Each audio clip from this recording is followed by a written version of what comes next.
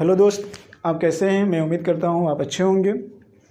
आज फिर एक नए वीडियो के साथ आपके सामने मैं उपस्थित हुआ हूं और मैं उम्मीद कर रहा हूं कि आप वीडियो देख रहे होंगे और आपको पसंद भी आ रहा होगा। सारे मोटिवेशनल अपने आप में कुछ न कुछ संदेश दे रहे हैं, ठीक है।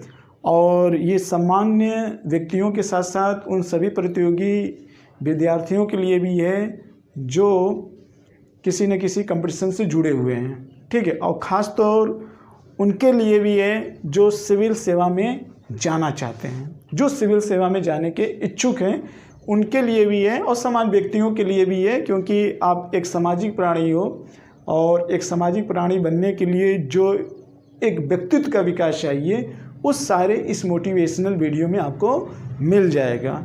क्योंकि अलग अलग लोगों की परिस्थितियाँ होती हैं और अलग अलग लोगों का अपना दृष्टिकोण बनता है। तो अलग अलग परिस्थितियाँ जो भी आएगी, ऐसी परिस्थितियों में आपका दृष्टिकोण कैसा होना चाहिए, ऐसी संदेह की स्थिति में आप बने रहते हैं। उन्हीं सारे संदेह की स्थितियों को दूर करने के लिए यहाँ पर सारे मोटिवेशनल वीडियो बताया जा रहा है। अगर आपको पूरी तरीके से देखना है तो पूरी तरीके से मोटिवेशनल देख लीजिएगा और उस पर अमल करेंगे तो आपको बहुत कुछ सीखने को मिल जाएगा। निश्चित रूप से बहुत कुछ सीखने को मिल जाएगा और वो सिर्फ आपके भी काम नहीं आएगी, बल्कि आपके संपर्क में जो भी भाई बंधुत्व हैं उनके लिए भी ये काफ़ी ज़्यादा कारगर साबित होगा, ठीक है। तो कभी कभी इंसान के जीवन में ये भी होता है मित्र कि वो समय निकालने के बाद अपने लिए तो कुछ भी नहीं कर पाता है, बट अगर वो ज्ञान कुछ अचीव किया है, अगर वो ज्ञान दूसरे की काम भी आ जाए, तब भी वो अपने आप को गौरवान्वित महसूस करेगा। रिस्पेक्ट, उसको आत्मसंतुष्टि होगी किसी चीज़ को देने के लिए। तो मुझे लगता है कि मेरी बात आपको समझ में आ गई होगी। तो आइए इस कोटेशन को पढ़ते हैं और इस कोटेशन को पढ़ने के बाद हम इसका भाव निकालने का प्रयास करेंगे। ध्यान से इस चीज़ को समझिएगा मित्र, क्योंकि काफ़ी ज़्यादा भ्रम की स्थिति लोग पाले रहते हैं। उन भ्रम की स्थिति को कैसे दूर किया जाए सकारात्मक रवैये से, उस चीज़ पर हम विचार करते हैं। आइए पढ़ते हैं इस चीज़ को। कभी मत यह समझना हर वस्तु पर किया गया अधिकार आपका है। कभी मत ये समझना कि हर वस्तु पर किया गया अधिकार आपका है। अर्थात जिस वस्तु के द्वारा आपकी कदर न की जाए तो उस पर अधिकार का कोई मतलब नहीं है, और जो वस्तु आपसे दूर रहकर भी आपकी कदर करे तो समझ जाना उस पर आपका अधिकार है। हाँ मित्र, कहने का मतलब ये होता है कि हमारे जीवन में वस्तु का मतलब यहाँ एक आपके सामाजिक संबंध से है, ठीक है। सामाजिक संबंध रिश्तों से है।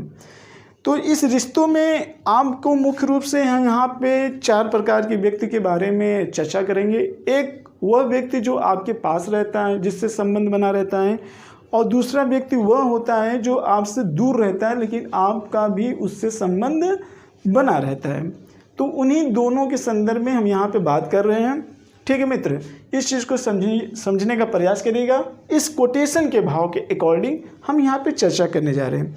जैसे आप जानते हैं कि आप मान लीजिए एक व्यक्ति हो और आपके जीवन में 4 टाइप के व्यक्ति आते हैं। एक तो वह जो आपके करीब रहते हैं और एक वह जो आपसे दूर रहता है, ठीक है मित्र।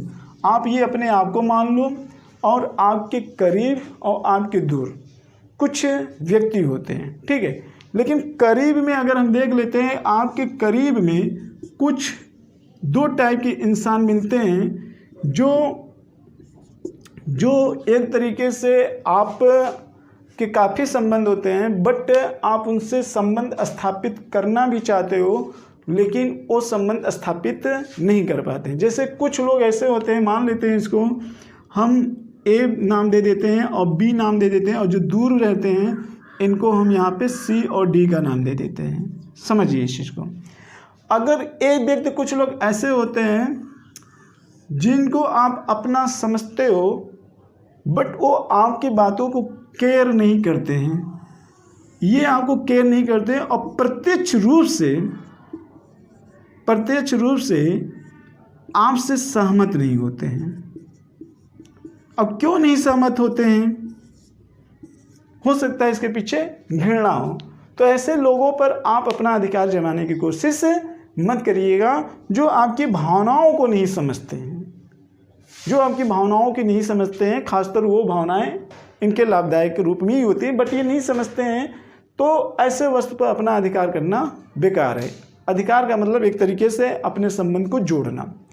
दूसरा टाइप का वो व्यक्ति होता है जो प्रत्यक्ष रूप से तो सहमत हो जाता है, प्रत्यक्ष रूप से आपसे सहमत तो जरूर होता है, बट अप्रत्यक्ष रूप से वह आपके खिलाफ षड्यंत्र रचता रहता है। षड्यंत्र आपकी बुराई करता रहता है, षड्यंत्र रचता रहता है। उसमें भी कई कैटेगरी के टाइप के लोग होते हैं। कुछ होते हैं ऐसे होते हैं कि जो आपका मनोबल गिराते हैं, और कुछ लोग ऐसे सोच के होते हैं कि जो आपको बर्बाद करने की ही कोशिश में लगे रहते हैं। कुछ इसमें होते हैं जो आपके मनोबल को गिराते हैं, और कुछ लोग ऐसे होते हैं जो आपको बर्बाद करने की कोशिश में रहते हैं।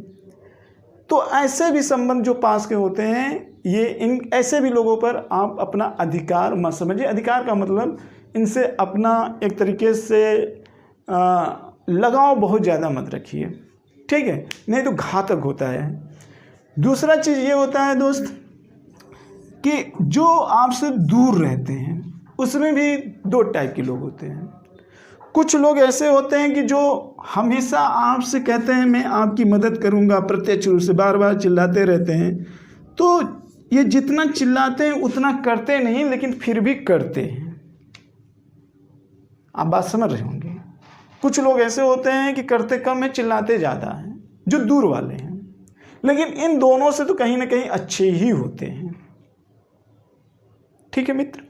तो इस चीज़ को आप ध्यान रखिए। कुछ ऐसे टाइप के व्यक्ति थे, कुछ टाइप के ऐसे व्यक्ति होते हैं जो चिल्लाते कम हैं कि हम आपके लिए ये कर देंगे, वो कर देंगे, चिल्लाते कम हैं। वो अप्रत्यक्ष रूप से बिना कहे आपके लिए करते हैं, बिना कहे वो आपके लिए करते हैं। तो कहने का मतलब ये है कि जो दूर रहने वाले व्यक्ति हैं, ये आपसे करीब रहने वाले व्यक्तियों की अपेक्षा कहीं ज़्यादा लगाव रखते हैं। तो आप भी इनसे ज़्यादा लगाव रखिए, और ये दूर रहकर भी आप इन पर अपना अधिकार करिए, और जो पास हैं उन पर अपना अधिकार इस टाइप के व्यक्ति के प्रति मत करिए। मेरा जो समझाने का तरीका था इस कोटेशन के आधार पे था। आप बहुत ज़्यादा तर्क वितर्क मत लगाइए। इस कोटेशन के आधार पर इस चीज़ों को मैं यहाँ पे प्रूव करने का प्रयास किया हूँ।